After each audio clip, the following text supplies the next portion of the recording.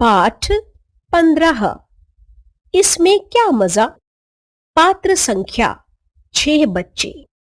पहला बच्चा आम, दूसरा बच्चा केला, तीसरा बच्चा आलू, चौथा बच्चा घिया, पांचवा बच्चा मोबाइल, छठा बच्चा पेंसिल।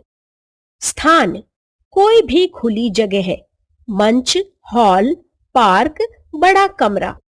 पोशाक सभी पात्र अपने चरित्र के अनुसार फलों व सब्जियों के चित्र अपने अपने गले में पहने। नाटक खेले जाने वाले स्थान के मध्य में एक मेज रखें। मेज के दोनों तरफ एक एक कुर्सी रखें। स्थान के दाईं तरफ एक छोटी मेज रखें, बाईं तरफ छोटी कुर्सियां रखें। स्थान के पीछे बीचों बीच या बाईं तरफ एक पर्दा गेट दिखाना है। बाईं तरफ रखे मेज या कुर्सियों वाला स्थान रसोई घर है। मध्य में रखी मेज फलों का स्थान है। जहां पर्दे लगे हैं वह स्थान शयन कक्ष है। पहला दृश्य, रसोई घर से कुछ आवाजें आ रही हैं। ऐसा लगता है जैसे कोई बात कर रहा है। आलू इतराता हुआ, देखो बहन घिया, बेशक तुम्हारा कद मुझसे बहुत बड़ा है, पर बच्चे पसंद तो मुझे ही करते हैं।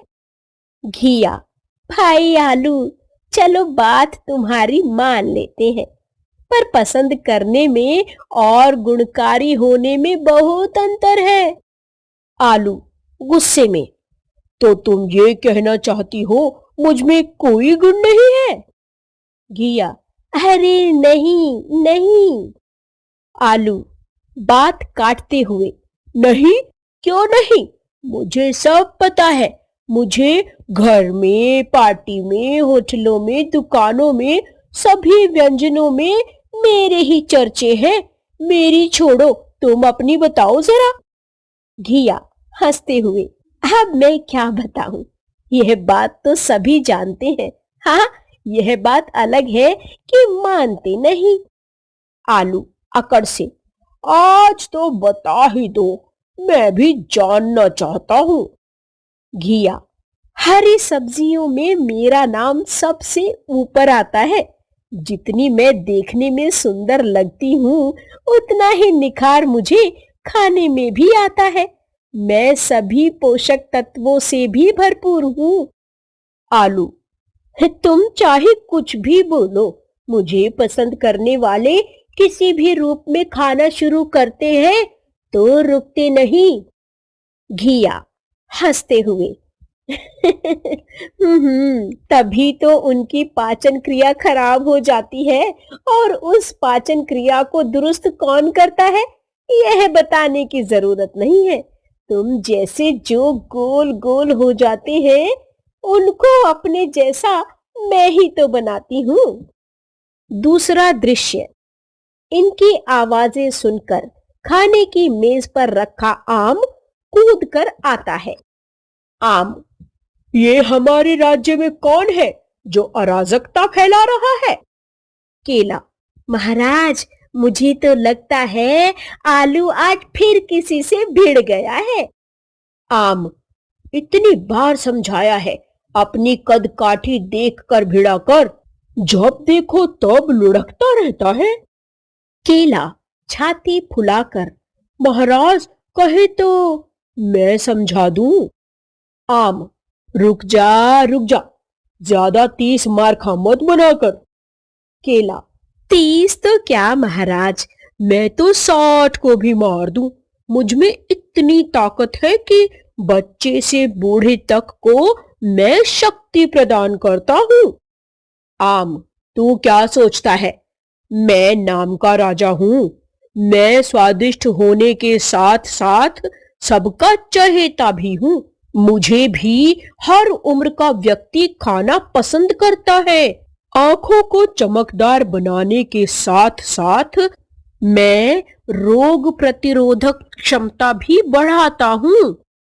केला, महाराज, भगवान झूठ ना बुलवाए, शरीर में आयरन व कैल्शियम की कमी मैं ही पूरी करता हूँ और सबसे बड़ी बात, मैं भूख को नियंत्रित भी करता हूँ।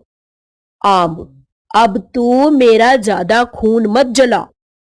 केला ठहाका मारकर हंसते हुए, महाराज, मैं तो शरीर में रक्त निर्माण व रक्त को शुद्ध करने का कार्य भी करता हूँ।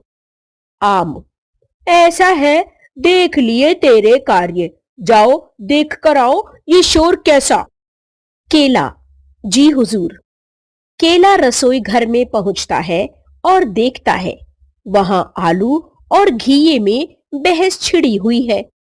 केला, आलू और घिया, तुम्हें महाराज ने शीघ्र बुलाया है।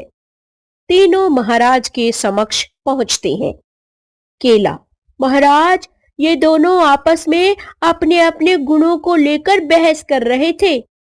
आलू, महाराज, ये मुझे मोटा कह रही है और स्वयं को ज्यादा गुणी बताती है। घिया इतराते हुए, महाराज, आप ही बताइए, क्या मैं गुणी नहीं हूं? आलू, महाराज। आम बात काटते हुए गुस्से से, जब तीसरा दृश्य, घर के शयन कक्ष से मोबाइल और पेंसिल आते हैं। पेंसिल अंगड़ाई लेती हुई, सुबह सुबह ये क्या हंगामा मचा रखा है? मोबाइल इतराते हुए, मुझे तो ऐसा लगता है कुछ गहरी बातें चल रही हैं। अगर किसी को मेरी सलाह लेनी है तो दे सकता हूँ। पेंसिल, तुम तो ना बस चुप ही रहा करो, बस मौका मिला नहीं कि ज्ञान की गंगा बहाना शुरू कर देते हो। मोबाइल, अरे मैं तो कह रहा था। पेंसिल बात काटते हुए, बस बस, ज्ञान के सागर, जब कुछ पूछा जाए तभी बोलना, पर मैं क्यों बोल रही हूँ, तुम्हें तो कोई फर्क पड़ने वाला नहीं। मोबाइल मन ही मन, जितनी तीखी नोक उससे भी कहीं ज्यादा तीखी जुबान। पेंसिल आंखें मलते हुए, क्या बोले?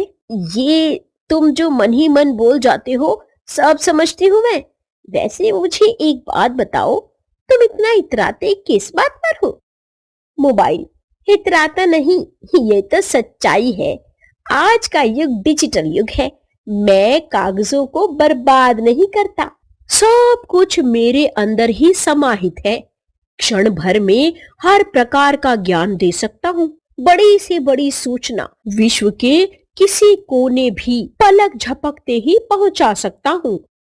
पेंसिल, मैं मानती हूँ आधुनिक युग है, पर यह बात भी उतनी ही सच कि मनुष्य आलसी बनता जा रहा है। सुबह उठते ही और रात को सोने से पहले तुम ही में उलझा रहता है। मैं लिखावट को सुंदर बनाने के साथ साथ स्मरण शक्ति को भी बढ़ाती हूँ और साथ ही साथ पन्नों पर मनभावन दृश्यों को भी उकेरती हूँ। चौथा दृश्य, मोबाइल व पेंसिल की बातें सुनकर बाकी चारों मंद मंद मुस्काने लगते हैं। अब चारों आपस में गुफ्तगू करने लगते हैं। आम, देखो, एक बात तो समझ में आ गई। केला, क्या महाराज, क्या? आम, देखो, हम तो महाराज ही हैं, तुम सब अपना अपना देखो। हंसने लगता है। आलू, घिया व केला हैरान परेशान होकर महाराज की तरफ देखते हैं। मोबाइल, अरे इतना परेशान क्यों हो तुम सब? आलू, परेशान?